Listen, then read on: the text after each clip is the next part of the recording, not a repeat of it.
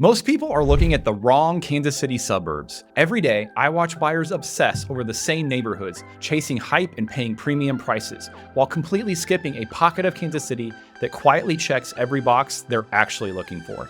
Today, I'm breaking down a stretch of the Northland close to Barry Road between 169 and 435 that almost nobody talks about, but absolutely should. If you want honest pros, real cons, and the truth about whether this area is actually a smart move, stay with me. I'm Joe Nelson, Kansas City's premier neighborhood guide, Google's highest rated real estate agent in Kansas City, and a 21-year retired Air Force veteran. And I break down Kansas City neighborhoods with honesty, accuracy, and zero fluff so you can make the smartest move for your family. So let's get oriented. When people talk about Northland, Kansas City, this is one of the central pockets they're referring to.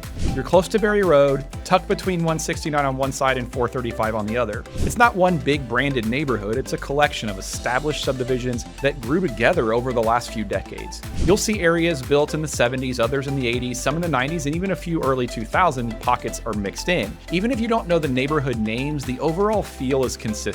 Mature, suburban, functional, and built for everyday living. The biggest draw to living here is simple. The location just works. Because you're sitting between multiple major highways, you can get pretty much anywhere quickly. The airport is usually 15 to 20 minutes away. Downtown Kansas City is about 15 to 20 minutes. Zona Rosa is about 8 minutes, and Liberty is about 12 to 15. And if you're military or VA connected, you're looking at roughly a 35-minute commute to Fort Leavenworth. Close enough to be practical without living right by the base. The convenience factor alone is a huge reason people choose this part of the Northland. Now let's talk about the homes. Most of what you'll find here are classic Kansas City suburban builds from the early 70s to the early 2000s. You'll see raised ranches, split entries, side-to-side splits, and traditional two-stories. Some are fully updated, some are still rocking their original finishes, and a lot falls somewhere in between. What you get are established neighborhoods with mature trees, decent-sized yards, finished basements, and functional layouts that were built to be lived in, not photographed. If you want brand new construction with the latest design trends, this area may not be a good match for you. But if you want space, practicality, and homes with character, you'll find a lot to love. Prices here fall into a very comfortable range. Smaller or more original homes typically land in the mid-200s. Updated splits and most two-stories fall in the high 200s to mid-300s. And the larger or more updated homes tend to land in the mid-3s to low 4s.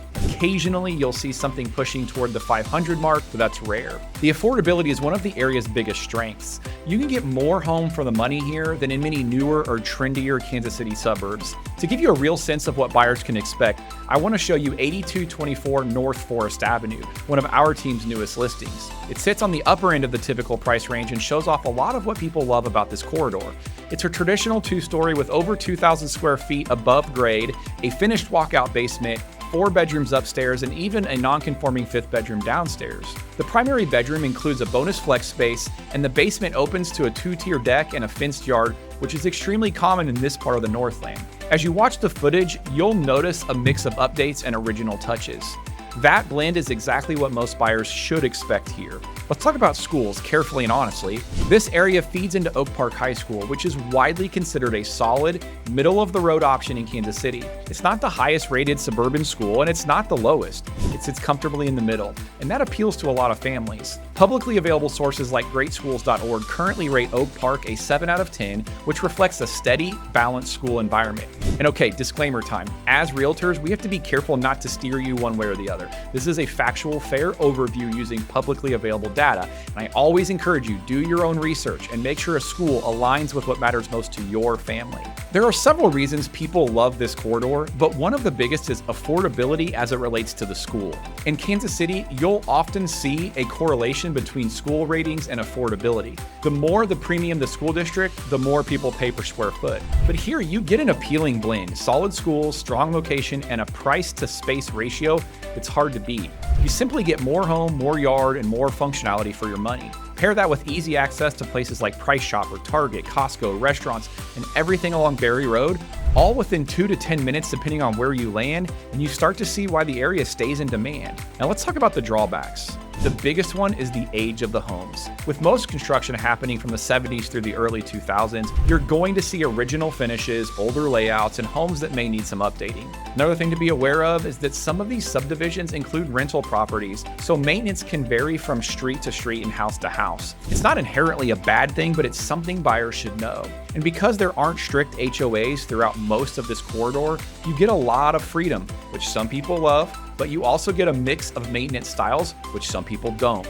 It really depends on your preference. This area is perfect for anyone who wants a practical, comfortable suburban lifestyle without overspending.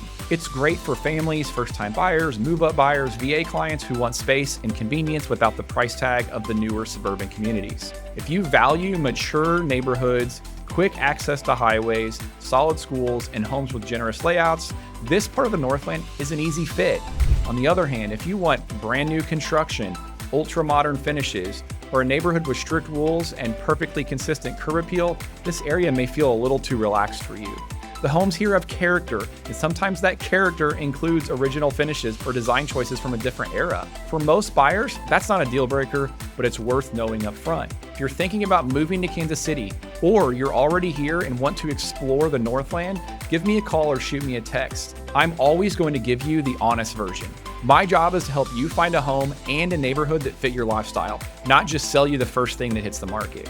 If you want the real story on this corridor close to Berry Road between 169 and 435, I'm here to help. We'll see you next time.